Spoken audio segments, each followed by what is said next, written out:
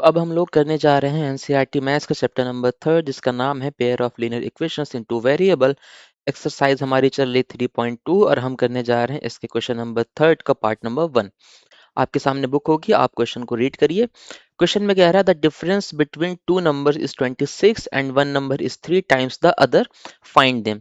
यहाँ पर हमें दो नंबर फाइंड करने हैं जिनके बीच का डिफरेंस 26 है और जो एक नंबर है वो दूसरे नंबर से 3 टाइम ज्यादा है। तो चलिए सबसे पहले हम क्या करेंगे, हम ये मानेंगे कि हमारे वो नंबर जो है वो x और y हैं।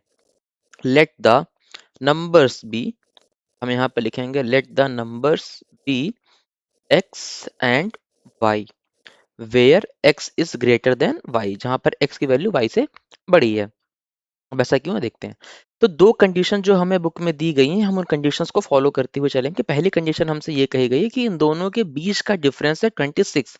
इसका मतलब अगर हम बड़े नंबर से छोटे नंबर को माइनस करते हैं, अगर हम बड़ा नंबर हमने x माना था, x is greater than y, तो x माइनस वाई हमारा आना चाहिए 26।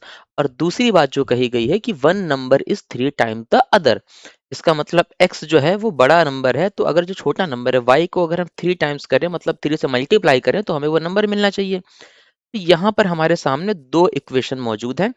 अब हम इसको सब्स्टिट्यूशन मेथड से सॉल्व करेंगे। तो फ्रॉम इक्वेशन टू हमें क्या मिला, इक्वेशन टू से हमें मिल रहा है x is equal to 3y। इसमें तो हमें कुछ सॉल्व करने की जरूरत ही नहीं है, सामने ही दिख रहा है साफ साफ। From equation two x is equal to 3y, substitute this value in equation 1। Substitute this value in equation 1, इस वैल्यू को हम इक्वेशन नंबर 1 में रखते हैं। इक्वेशन 1 हमारी है x minus y is equal to 26, x की जगह पे हम रखेंगे 3y।